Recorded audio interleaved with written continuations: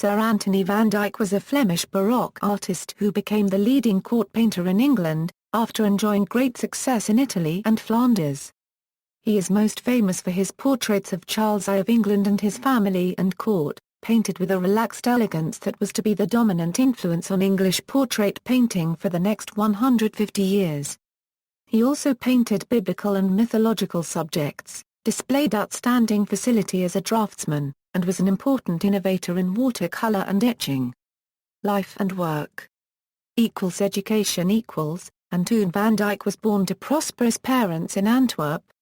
His talent was evident very early, and he was studying painting with Hendrik van Baalen by 1609, and became an independent painter around 1615, setting up a workshop with his even younger friend Jan Bruegel the Younger.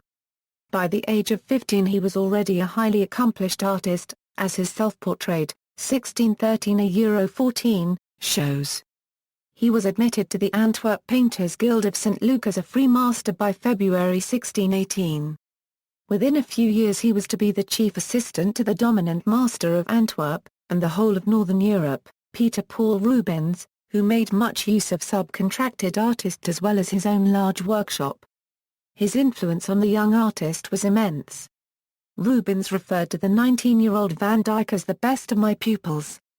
The origins and exact nature of their relationship are unclear. It has been speculated that Van Dyck was a pupil of Rubens from about 1613, as even his early work shows little trace of Van Baalen's style, but there is no clear evidence for this. At the same time, the dominance of Rubens in the small and declining city of Antwerp probably explains why, despite his periodic returns to the city, Van Dyck spent most of his career abroad. In 1620, in Rubens's contract for the Major Commission for the sealing of the Carolus Borromeuskerk, the Jesuit church at Antwerp, Van Dyck is specified as one of the discipline, who was to execute the paintings to Rubens' designs. Italy. In 1620, at the instigation of George Villiers, Marquess of Buckingham, Van Dyck went to England for the first time, where he worked for King James I of England, receiving £100. It was in London in the collection of the Earl of Arundel that he first saw the work of Titian, whose use of colour and subtle modelling of form would prove transformational, offering a new stylistic language that would enrich the compositional lessons learned from Rubens. After about 4 months he returned to Flanders, but moved on in late 1621 to Italy, where he remained for 6 years, studying the Italian masters and beginning his career as a successful portraitist. He was already presenting himself as a figure of consequence, annoying the rather bohemian northern artists' colony in Rome, says Bellery, by appearing with the pomp of Zaius. His behavior was that of a nobleman rather than an ordinary person, and he shone in rich garments. Since he was accustomed in the circle of Rubens to noblemen, and being naturally of elevated mind, and anxious to make himself distinguished, he therefore array a as well as sinks a hat with feathers and brooches, gold chains across his chest, and was accompanied by servants. He was mostly based in Genoa, although he also travelled extensively to other cities, and stayed for some time in Palermo in Sicily. For the Genoese aristocracy, then in a final flush of prosperity, he developed a full-length portrait style, drawing on Veronese and Titian as well as Rubens' style from his own period in Genoa, where extremely tall but graceful figures look down on the viewer with great hauteur. In 1627, he went back to Antwerp where he remained for 5 years, painting more affable portraits which still made his Flemish patrons look as stylish as possible. A life-size group portrait of 24 city councillors of Brussels he painted for the council chamber was destroyed in 1695. He was evidently very charming to his patrons, and, like Rubens, well able to mix in aristocratic and court circles, which added to his ability to obtain commissions. By 1630 he was described as the court painter of the Habsburg governor of Flanders, the Archduchess Isabella. In this period he also produced many religious works, including large altarpieces, and began his print-making. London. King Charles I was the most passionate and generous collector of art among the British monarchs, and saw art as a way of promoting his elevated view of the monarchy. In 1628, he bought the fabulous collection that the Gonzagas of Mantua were forced to dispose of, and he had been trying since his accession in 1625 to bring leading foreign painters to England. In 1626, he was able to persuade Orazio Gentili to settle in England, later to be joined by his daughter Artemisia and some of his sons. Rubens was an especial target, who eventually came on a diplomatic mission, which included painting, in 1630, and later supplied more paintings from Antwerp. He was very well treated during his 9-month visit, during which he was knighted. Charles's court portraitist, Daniel Muytens, was a somewhat pedestrian Dutchman. Charles was very short tall, and presented challenges to a portraitist. Van Dyck had remained in touch with the English court, and had helped King Charles's agents in their search for pictures. He had also sent back some of his own works, including a portrait of himself with Endymion Porter, one of Charles's agents, a mythology, and a religious work for the Queen. He had also painted Charles's sister, Queen Elizabeth of Bohemia in The Hague in 1632. In April that year, Van Dyck returned to London, and was taken under the wing of the court immediately, being knighted in July and at the same time receiving a pension of £200 per year, in the grant of which he was described as principal painter and ordinary to their majesties. He was well paid for paintings in addition to this, at least in theory, as King Charles did not actually pay over his pension for 5 years, and reduced the price of many paintings. He was provided with a house on the river at Blackfriars, then just outside the city and hence avoiding the monopoly of the Painters' Guild. A suite of rooms in Eltham Palace, no longer used by the royal family, was also provided as a country retreat. His Blackfriars studio was frequently visited by the King and Queen, who hardly sat for another painter while Van Dyck lived. He was an immediate success in England, rapidly painting a large number of portraits of the King and Queen Henrietta Maria, as well as their children. Many portraits were done in several versions, to be sent as diplomatic gifts or given to supporters of the increasingly embattled king. Altogether Van Dyck has been estimated to have painted 40 portraits of King Charles himself, as well as about 30 of the Queen, 9 of Earl of Strafford and multiple ones of other courtiers. He painted many of the court, and also himself and his mistress, Margaret Lemon. In England he developed a version of his style which combined a relaxed elegance and ease with an understated authority in his subjects which was to dominate English portrait painting to the end of the 18th century. Many of these portraits have a lush landscape background. His portraits of Charles on horseback updated the grandeur of Titian's Emperor Charles V, but even more effective and original is his portrait of Charles dismounted in the Louvre. Charles is given a totally natural look of instinctive sovereignty, in a deliberately informal setting where he strolls so negligently that he seems at first glance nature's gentleman rather than England's king. Although his portraits have created the classic idea of cavalier style in dress, in fact a majority of his most important patrons in the nobility, such as Lord Wharton and the Earls of Bedford, Northumberland and Pembroke, took the parliamentarian side in the English Civil War that broke out soon after his death. The King and Council by letters patent granted Van Dyck denizenship in 1638, and he married Mary, the daughter of Patrick Ruthven, who, although the title was forfeited, styled himself Lord Ruthven. She was a lady-in-waiting to the Queen, in 1639-40. This may have been instigated by the King in an attempt to keep him in England. He had spent most of 1634 in Antwerp, returning the following year, and in 1640-41, as the Civil War loomed, spent several months in Flanders and France. In 1640 he accompanied Prince John Casimir of Poland after he was freed from French imprisonment. He left again in the summer of 1641, but fell seriously ill in Paris and returned hurriedly to London, where he died soon after in his house at Blackfriars. His widow later married Sir Richard Pryse, 1st Baronet of Gogardan. Van Dyck left a daughter each by his wife and mistress, the first only 10 days old. Both were provided for, and both ended up living in Flanders. He was buried in Old St. Paul's Cathedral, where the king erected a monument in his memory. Anthony returned to England, and shortly afterwards he died in London, piously rendering his spirit to God as a good Catholic, in the year 1641. He was buried in St. Paul's, to the sadness of the king and court and the universal grief of lovers of painting. For all the riches he had acquired, Antony van Dyck left little property, having spent everything on living magnificently, more like a prince than a painter. In 1666, the Great Fire of London destroyed Old St. Paul's Cathedral, and with it Van Dyck's tomb. His name is listed on a modern memorial in the crypt which lists important graves lost in the fire. Portraits and other works. With the partial exception of Holbein, Van Dyck and his exact contemporary Diego Velázquez were the first painters of preeminent talent to work mainly as court portraitists. The slightly younger Rembrandt was also to work mainly as a portraitist for a period. In the contemporary theory of the hierarchy of genres, portrait painting came well below history painting, and for most major painters portraits were a relatively small part of their output, in terms of the time spent on them.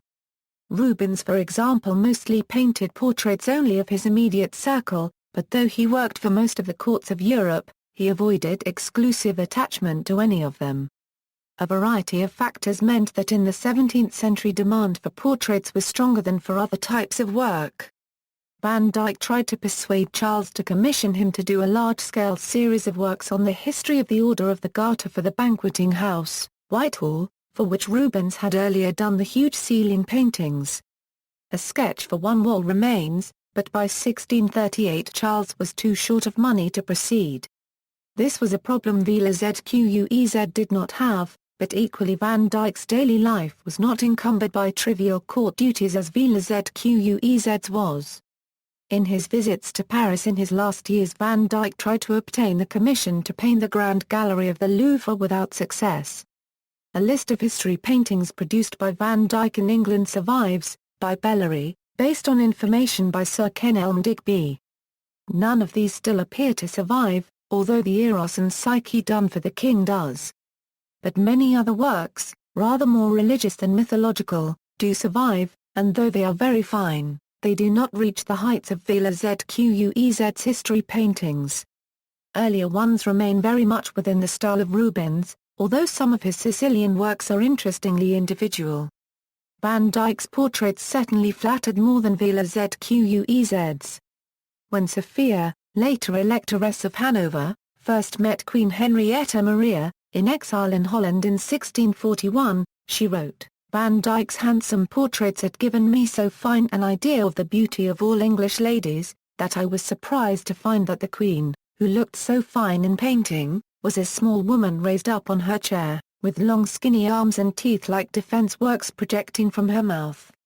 Some critics have blamed Van Dyck for diverting an ancient, tougher English portrait tradition of painters such as William Dobson, Robert Walker and Isaac Fuller into what certainly became elegant blandness in the hands of many of Van Dyck's successors, like Lely or Kneller. The conventional view has always been more favourable. When Van Dyck came hither he brought face painting to us. Ever since which time, England has excelled at all the world in that great branch of the art unregistered trademark. Thomas Gainsborough is reported to have said on his deathbed, "We are all going to heaven, and Van Dyck is of the company." A fairly small number of landscape pen and wash drawings or watercolours made in England played an important part in introducing the Flemish watercolour landscape tradition to England. Some are studies, which reappear in the background of paintings, but many are signed and dated and were probably regarded as finished works to be given as presents. Several of the most detailed are of Rye, a port for ships to the continent, suggesting that Van Dyck did them casually whilst waiting for wind or tide to improve. Printmaking, probably during his period in Antwerp after his return from Italy, Van Dyck began his iconography, eventually a very large series of prints with half-length portraits of eminent contemporaries. Van Dyck produced drawings, and for 18 of the portraits he himself etched with great brilliance the heads and the main outlines of the figure. For an engraver to work up, portrait etching had scarcely had an existence before his time, and in his work it suddenly appears at the highest point ever reached in the art. However, for most of the series he left the whole printmaking work to specialists, who mostly engraved everything after his drawings. His own etched plates appear not to have been published commercially until after his death, and early states are very rare. Most of his plates were printed after only his work had been done. Some exist in further states after engraving had been added, sometimes obscuring his etching. He continued to add to the series until at least his departure for England, and presumably added Inigo Jones whilst in London. The series was a great success, but was his only venture into printmaking. Portraiture probably paid better, and he was constantly in demand. At his death there were 80 plates by others, of which 52 were of artists, as well as his own 18. The plates were bought by a publisher. With the plates reworked periodically as they wore out, they continued to be printed for centuries, and the series added to, so that it reached over 200 portraits by the late 18th century. In 1851, the plates were bought by the Calcographe du Louvre. The iconography was highly influential as a commercial model for reproductive printmaking. Now forgotten series of portrait prints were enormously popular until the advent of photography. The importance of this series was enormous, and it provided a repertory of images that were plundered by portrait painters throughout Europe over the next couple of centuries. Van Dyck's brilliant etching style, which depended on open lines and dots, was in marked contrast to that of the other great portraitist and prints of the period, Rembrandt, and had little influence until the 19th century, when it had a great influence on artists such as Whistler in the last major phase of portrait etching.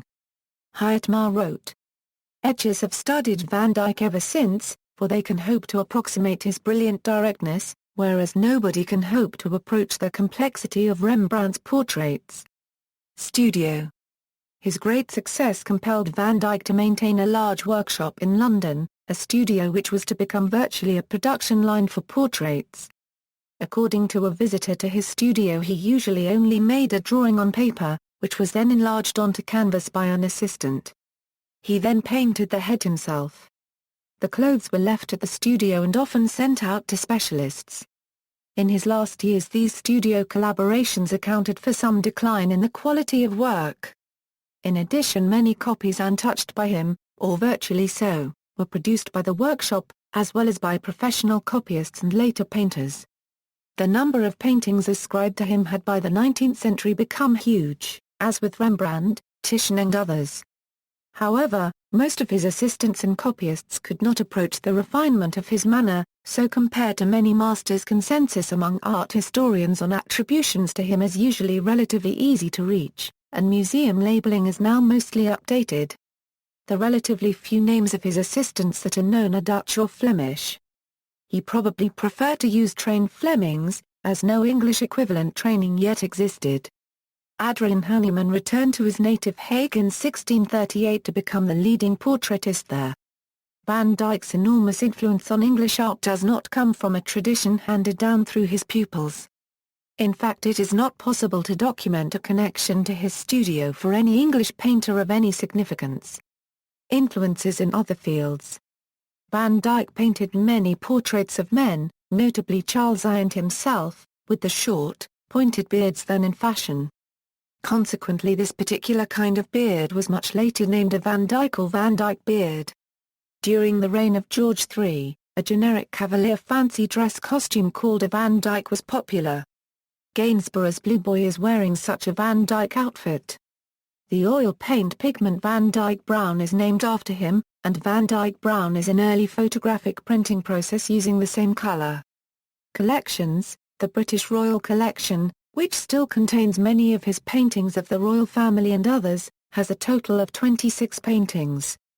The National Gallery, London, the Museo del Prado, the Louvre in Paris, the Alte Pinakothek in Munich, the National Gallery of Art in Washington, D.C. and the Frick Collection have examples of his portrait style. Wilton House still holds the works he did for one of his main patrons, the Earl of Pembroke, including his largest work, a huge family group portrait with 10 main figures. Tate Britain held the exhibition Van Dyck in Britain in 2009. Gallery. See also, Antwerp School, List of Flemish painters, Lost artworks, Henry Stone, English portrait painter and copyist of Van Dyck's works. Portrait of Olivia Bottler Porter.